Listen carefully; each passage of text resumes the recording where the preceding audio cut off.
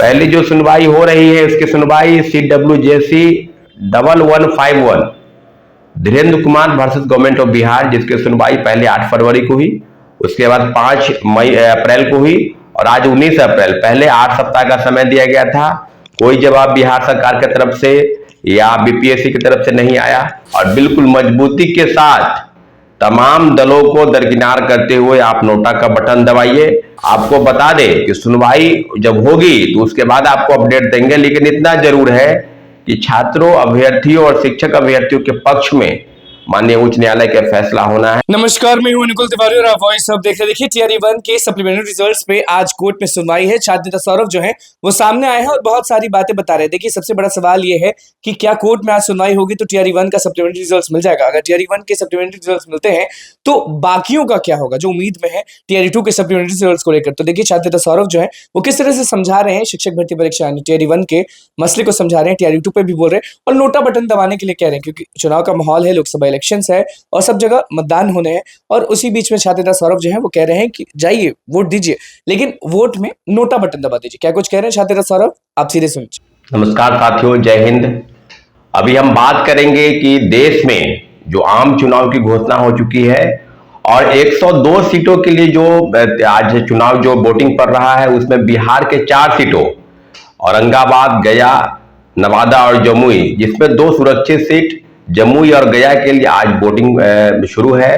तो जितने भी साथी, नौजवान साथी देश के, राज्य के, इस प्रदेश के और युवा और प्रतियोगिता की परीक्षा तैयारी कर रहे हैं, सारे मतदाता जो पहली बार भी शामिल हो रहे हैं इस चुनाव में, और जो जिनके मन में ये सवाल है कि सरकार जो बनती है वेलफेयर स्टेट के लिए बनती है और सरकार बननी भी चाहिए, क्योंकि लोकतंत्र की मजबूती के लिए सरकार का होना, विपक्ष का होना, सभी लोगों का होना बहुत जरूरी है। और इस सारे मामलों पर आप बिल्कुल ध्यान दे रहे हो, क्योंकि पहले से ही हम लोग का एक मानना रहा है इस बार के चुनाव में कि इस बार के आम चुनाव में सभी युवा वोटर जो प्रतियोगिता परीक्षा की तैयारी कर रहे हो, चाहे वो शिक्षक अभ्यर्थी हो, चाहे वो बिहार लोक सेवा आयोग की तैयारी कर रहे हो, चाहे वो UPSC की तैयारी कर रहे हो, और जिनके मन में सवाल है रेलवे से लेकर बैंकिंग और SSC से लेकर वो अग्निवीर की तैयारी करने वाले सभी लोग ये बात में ध्यान में देंगे कि आपको आम चुनाव में बिल्कुल लोकतंत्र की मजबूती के लिए आपको खड़े होने हैं लाइन में और बिल्कुल मजबूती के साथ तमाम दलों को दरकिनार करते हुए आप नोटा का बटन दबाइए, क्योंकि आपको पता है कि क्या होने वाला है। और दूसरी तरफ अगर आपके मन में ऐसे कैंडिडेट है जो छात्रों के लिए, युवाओं के लिए, नौकरी के लिए, रोजगार के लिए, विकास के लिए बात करता हो, आपके हित में बात करता हो, आपके पक्ष में बात किया हो, ऐसे लोगों को भी आप वोट कर सकते हैं। तो दोनों तरह की बातें आपके मन में सवाल है, उस सवाल का जवाब मेरा अपील है कि आप बढ़ चढ़ करके इस लोकतंत्र के महापर्व में हिस्सा ले और जो युवा मतदाता है सोच समझकर वोट करे, क्योंकि आपका वोट बहुत निर्णायक होने वाला है। युवाओं के नाम पर जिस प्रकार से छलावा इस देश में हुआ, सिर्फ और सिर्फ नौकरी देने के नाम पर कि ये कर देंगे, वो कर देंगे, हर प्रत्येक बस 2 करोड़ नौकरी, तो कोई 19 लाख नौकरी, तो कोई 10 लाख नौकरी, कई चीजें हुई है। इसलिए जितने भी साथी हैं सब सोच समझकर वोट करें और वोटिंग जो है वो शुरू हो चुकी है और आपको बता दे कि आने वाले समय में ये काफी निर्णायक सिद्ध होगा। दूसरी तरफ आज आपको हम बता दें कि सप्लीमेंट्री रिजल्ट यानी जो TRE 1 में है, प्रथम फेज की बहाली पर जो पूरक परिणाम जारी हुए, जैसा कि साथियों आपको सबको पता है कि पूरक परिणाम के लिए काफी घमासान मचा था। घमासान कहने का मतलब जब रिजल्ट का पब्लिकेशन हुआ TRE 1 में और लगभग 90-92 हजार लोगों को ही नौकरी मिली, उसमें से भी 28,800 नियोजित शिक्षक हैं। और जो पूरक परिणाम के बाद जो लगातार प्रोटेस्ट हुआ, चाहे वो BPSC ऑफिस के पास हो, चाहे गर्दनीबाग धरना स्थल, आपको याद होगा कि 4 दिन तक लगातार धरना स्थल पर हमारे साथियों द्वारा भूख हड़ताल भी किया गया था। और उसके बाद लगातार गांधी मैदान, गांधी मूर्ति, शिक्षा विभाग और कोई ऐसा विभागीय मंत्री या पदाधिकारी नहीं है जहां से मिलने का प्रयास नहीं किया गया, चाहे वो राजनीतिक दल के तमाम नेता हो, चाहे महागठबंधन के हो, चाहे NDA के हो, चाहे तमाम ऐसे लोग जिन पर ये आस्था है कि वो बात कर सकते हैं पूरक परिणाम के लिए। और पूरक परिणाम निकला भी, आपको याद होगा कि मात्र 2773 लोगों का 4700 पदों की सूची भेजी गई थी BPSC से शिक्षा विभाग से BPSC को, और मात्र 2700 रिजल्ट का पब्लिकेशन हुआ।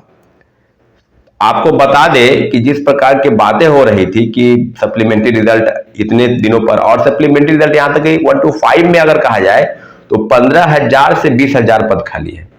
और इसी सप्लीमेंट्री रिजल्ट को चैलेंज करते हुए माननीय उच्च न्यायालय में याचिका दायर की गई, दर्जनों याचिका दायर की गई है। पहली जो सुनवाई हो रही है उसकी सुनवाई CWJC 1151 Dhirendra Kumar versus government of Bihar, जिसकी सुनवाई पहले 8 फरवरी को हुई, उसके बाद 5 अप्रैल को हुई और आज 19 अप्रैल। पहले 8 सप्ताह का समय दिया गया था, कोई जवाब बिहार सरकार की तरफ से या BPSC की तरफ से नहीं आया।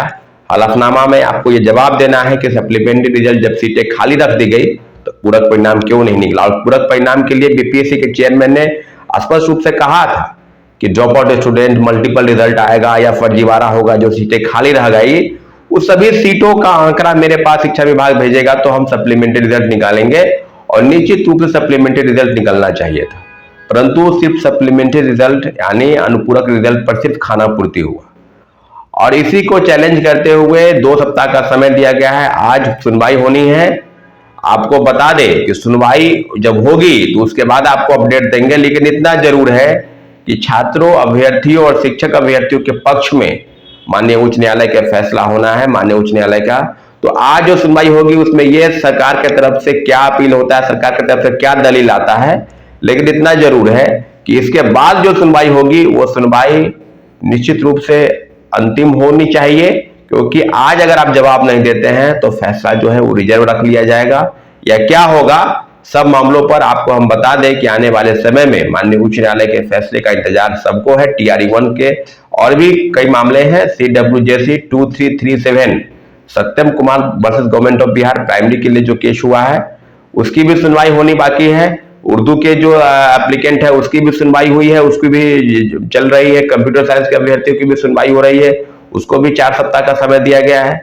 तो सब चीजों पर आपको अपडेट करा दें कि आज का दिन बहुत ही महत्वपूर्ण है शिक्षक अभ्यर्थियों के लिए।